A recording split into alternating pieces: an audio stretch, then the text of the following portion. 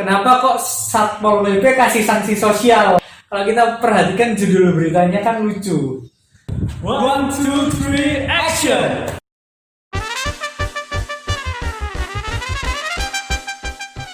Halo guys, balik lagi bersama kami. Saya Michael Hendrik. Saya Gabriel Hendrik. Yuk kita ngobrol. Ngobrolin apa kita hari ini? Nah, hari ini kita akan ngebahas soal yang kemarin habis viral. Kemarin itu ada viral ibu-ibu cantik atau wanita cantik ya. Ini tertangkap tidak memakai masker di jalan sehingga dia dikenakan sanksi sosial. Dikenakan sanksi sosial gitu ya? Iya. Oke. Jadi di berita itu diceritakan bahwa si ibu malu karena sanksi sosial. Kalau kita teman-teman yang belajar sosiologi pasti tahu sanksi sosial kan memang supaya mereka mengalami rasa malu gitu kan. Tapi yang menjadi pertanyaan adalah kenapa kok Satpol PP kasih sanksi sosial gitu kan? Kenapa kok nggak masyarakat memberikan sanksi sosial? Kalau kita perhatikan judul beritanya kan lucu. Sebenarnya kalau kita lihat lagi di aturannya itu bukan sanksi sosial tapi kerja sosial, sanksi berupa kerja sosial. Saat kita tidak pakai masker, kita di luar rumah nggak pakai masker, itu kita dikenakan sanksi yang namanya kerja sosial. Jadi beda, kalau misalkan sanksi sosial itu bukan konsep hukum, itu konsep sosiologi. Normanya norma sosial, bukan norma hukum. Jadi saat ada lembaga negara yang menerapkan norma sosial itu kesannya aneh karena harusnya yang menerapkan norma sosial itu kan masyarakat. Padahal sebetulnya aturannya tidak salah. Mereka menggunakan terminologi sanksi kerja sosial. Sedangkan sanksi sosial itu judul beritanya aja ya. Sebetulnya agak misleading karena kesannya jadi ini Satpol PP semena-mena banget gitu. Kalau kita lihatnya kan ngapain Satpol PP kasih sanksi yang seharusnya diterapkan masyarakat gitu. Kalau dalam konsep hukum paling dekat dengan sanksi sosial itu ada namanya living law, hukum yang hidup di dalam masyarakat. Contohnya apa? Contohnya hukum adat atau kebiasaan, hukum kebiasaan. Jadi katakan di masyarakat Jawa, kalau misalkan ada orang yang kumpul kebo, terus habis itu diarak keliling desa. Nah itu sanksi living law, itu hukum yang hidup di dalam masyarakat. Dan menurut saya itu yang paling dekat dengan sanksi sosial. Kalau dikatakan suruh pakai baju pelanggar PSBB, terus habis itu ke jalan suruh bersihin sampah, dibilang sanksi sosial, nggak salah. Tapi bukan berarti saya nggak setuju dengan yang namanya sanksi kerja sosial. Menurut kamu sendiri sanksi kerja sosial gimana sih? Menurut saya sanksi kerja sosial ini agak rancu ya kan. Mereka memberikan rasa jera tujuannya. Karena orang ini malu dengan nyapu jalan, dihati orang-orang. Tapi sebenarnya yang diberikan sanksi ini tujuannya kurang jelas. Kita contoh, ibu ini dia mengenakan mobil pribadi. Ya. Dia dengan mobil pribadi nggak pakai masker. Kemudian dia dikenakan sanksi sosial ini. Padahal kan dia di mobil pribadi itu tidak merugikan siapapun meskipun tidak pakai masker. Itu kan uang pribadinya dia.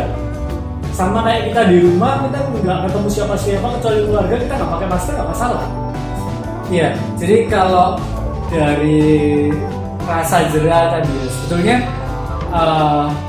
pilihan sanksinya kan ada dua, satu bayar denda, satu pakai rompi terus kerja sosial yang dalam kasus ini pungut sampah gitu kan. Di sini sebetulnya bentuk pelanggarannya ini sebetulnya termasuk dalam pelanggaran pidana, bukan kejahatan ya. Jadi tindak pidana itu ada dua, kejahatan sama pelanggaran.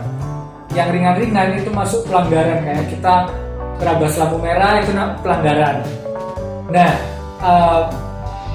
tujuan dari pemidanaannya, tujuan dari kita menghukum, tujuan dari lembaga negara memberikan hukuman kepada masyarakat yang melanggar itu sebetulnya bukan serta-merta buat pasti buat untuk rasa jera.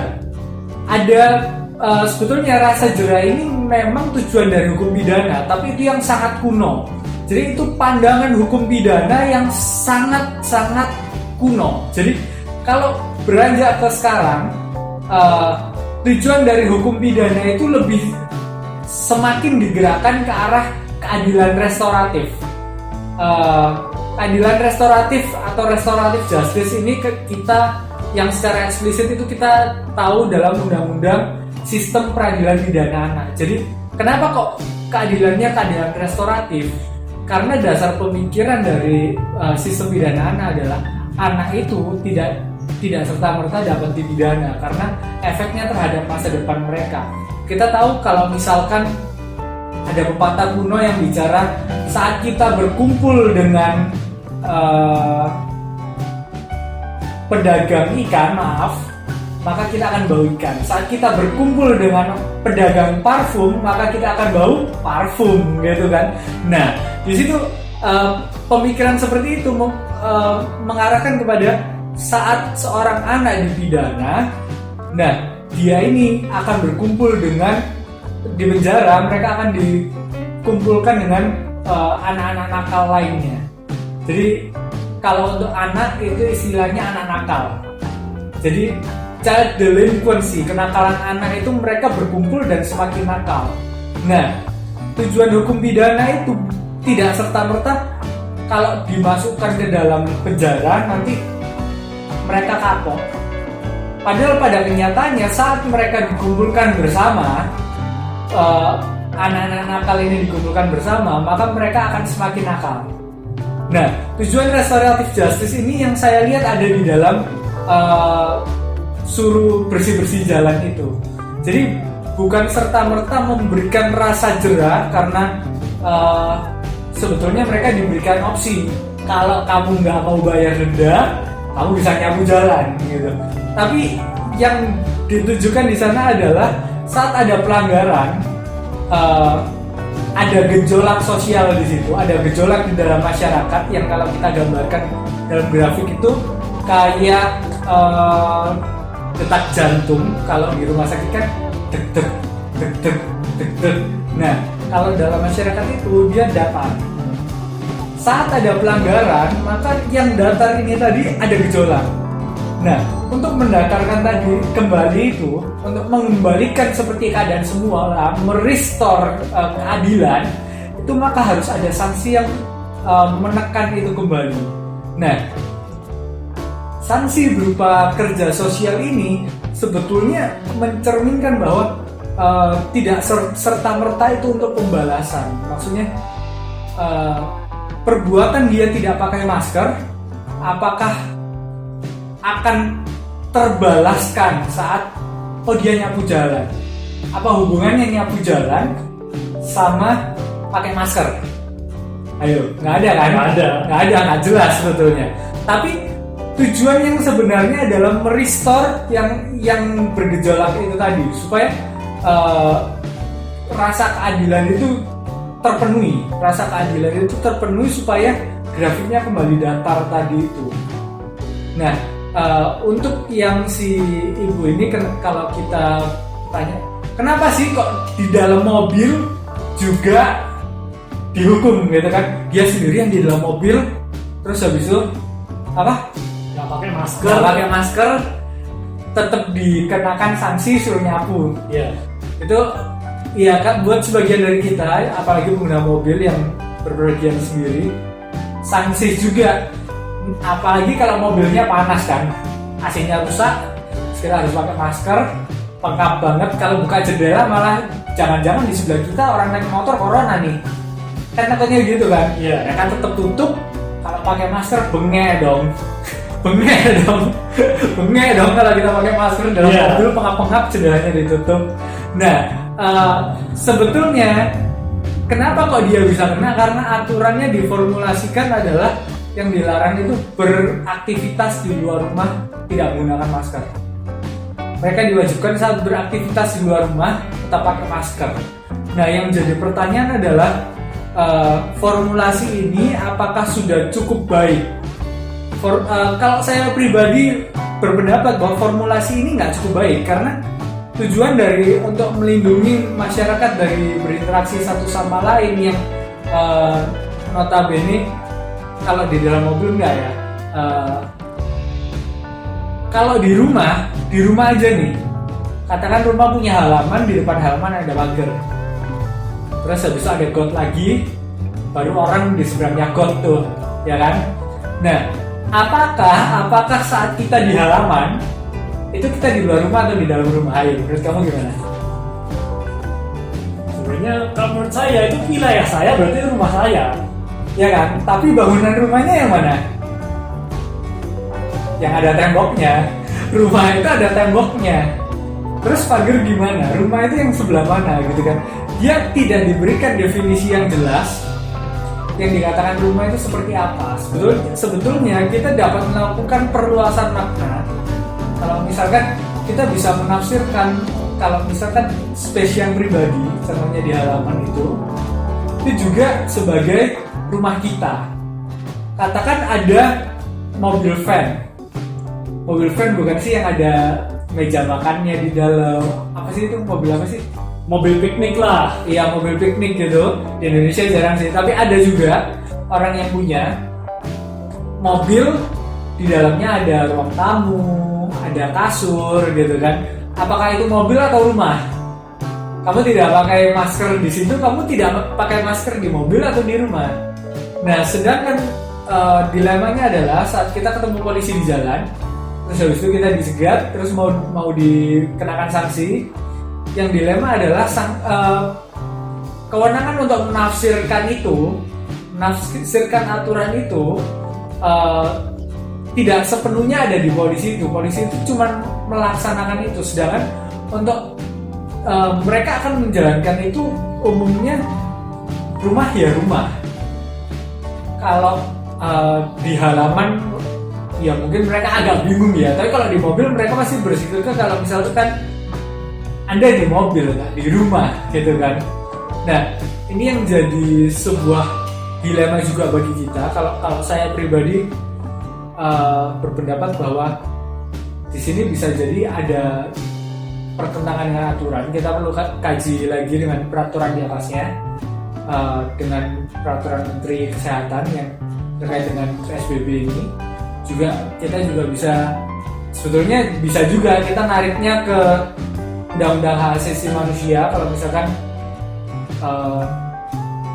itu kebebasan kita juga dong, maksudnya kita di dalam space pribadi kita, gimana caranya sebetulnya masih banyak celah kalau misalkan aturan yang PSBB ini, yang peraturan gubernur peraturan gubernur DKI Jakarta ya, itu untuk di-challenge ke Mahkamah Agung.